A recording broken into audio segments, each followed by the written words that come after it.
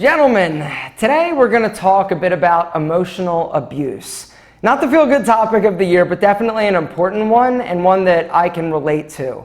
Because as you guys heard in the video that I did recently talking about my darkest day, I sort of touched on the fact that I had an abusive stepfather, emotionally abusive stepfather, and then the guy that I started in the nutrition store with was also emotionally abusive. But more than that, I really want to talk about how and the steps I took to really kind of put it in perspective and to overcome it. Because I really feel that a lot of people, if you don't sort of get your hands around it and put it in its place, I feel like it can be life destroying. You hear so many people talk about things that happened to them when they were younger, or they're upset, they're bitter, they have never moved on from things that have happened to them in their past. And this is something that is upsetting to me, because this is the difference between you being happy and you living in the past and not being able to forgive ultimately. And I don't necessarily know that forgiveness is the key, because I don't forgive my stepfather or the guy that I opened the nutrition store with. I don't forgive them. They were assholes. They're always going to be assholes, and they did a number on me and my self-esteem. And so I don't forgive them, but I accept them, and I accept the role that played in my life, because ultimately it did allow me to develop into a stronger, more well-rounded individual. And I'm 100% aware that there are people out there that have it 100 times worse than I did. But doesn't mean that it doesn't suck, right? It can suck for you in whatever capacity your abuse is kind of taking place. There's not one thing that constitutes emotional abuse. Basically, it can look like, it can look like a lot of things. But if you are generally being hurt emotionally, or you feel bad about yourself as a result of a relationship that you have with somebody, or after spending time with them you feel worse, chances are you're being somebody's punching bag a little bit, and they are taking advantage of you emotionally. In my case, with the stepfather, I was a young kid.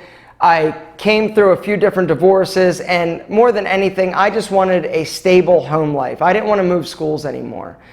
And so I learned to just, when he would get upset or when he would yell at me or say that I was doing something wrong, normal people have the ability to stand up for themselves and say, no, it's not okay, you can't treat me like this. Me, it wasn't that way. I was so focused and worried about having to move that I learned just to keep everything bottled up inside.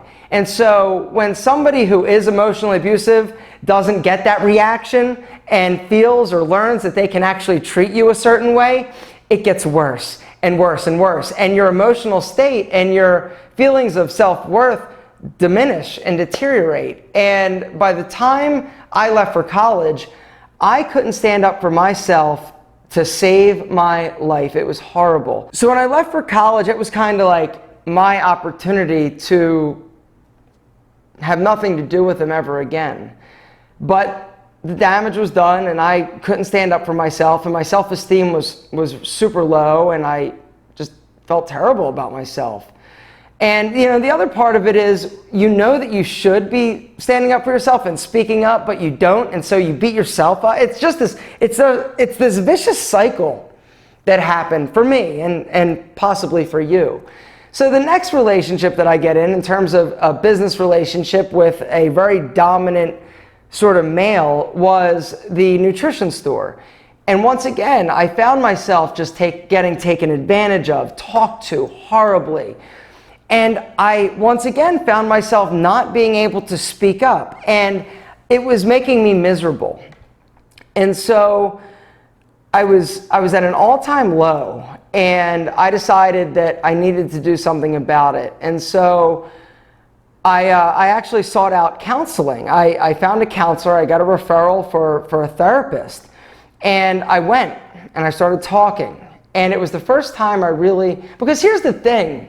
As a guy, I didn't want to talk to my then girlfriend, tell her how, oh, so-and-so is mean to me and I can't, because you want to, you don't want to do that. You feel like it makes you less of a man. As men, we don't hear about it. You don't hear stories of guys being emotionally abused. But I'm here to tell you and just to say that it's real and it happens. Now, in terms of emotional abusers, who are they? It can be anybody. It can be your wife. It can be your girlfriend. It can be your boyfriend. It can be your mom, your dad, a coworker, a friend. If there's somebody in your life that is causing you to feel worse about yourself, or you really feel is maybe talking poorly to you, treating you poorly, chances are they are indeed emotionally abusing you. You think like, oh, okay, I'm just going to stand up for myself. I'm going to start speaking up. It just doesn't work. It's not that simple.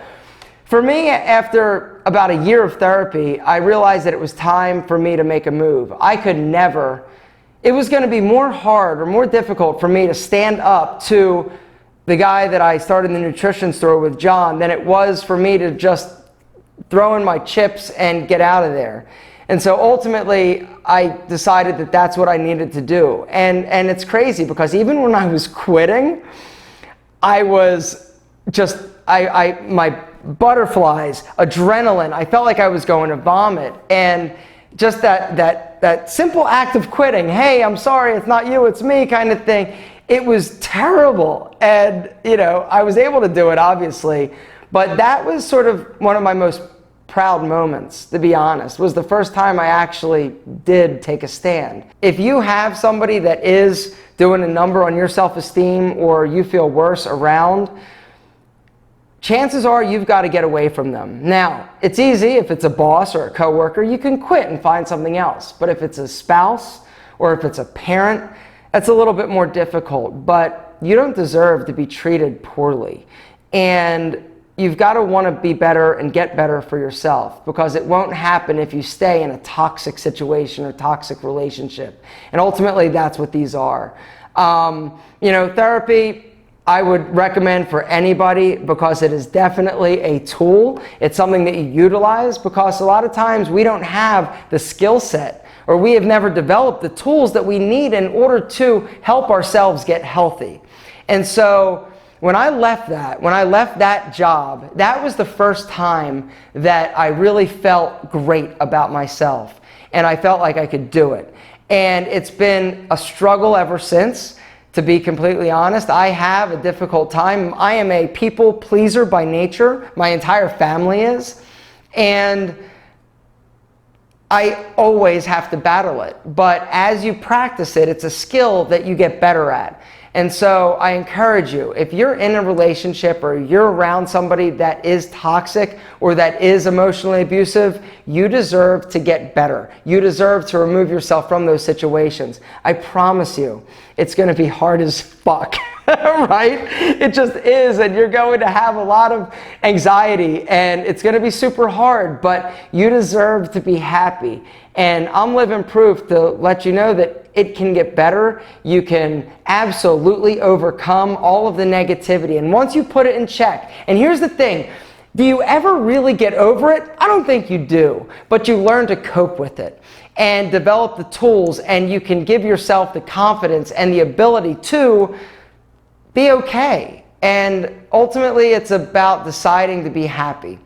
And I think that's really what I decided to do. I decided that regardless and despite all the shitty things that happened in my life, the shitty things that these people did to me, and I was fucked up emotionally from a young age. And that's one of the most formative years. And it's taken a lot of time and a lot of reflection and a lot of work. Don't be scared of hard work. You absolutely deserve it. I swear to God, you are amazing. Don't you ever let anybody tell you otherwise. If you are currently in a situation that you feel bad or you know is a toxic situation, do the hard work, make the hard decisions, because I swear to God, you're worth it. It will get better, and you will be so fucking proud of yourself. It's ridiculous. I love you, and you can do it.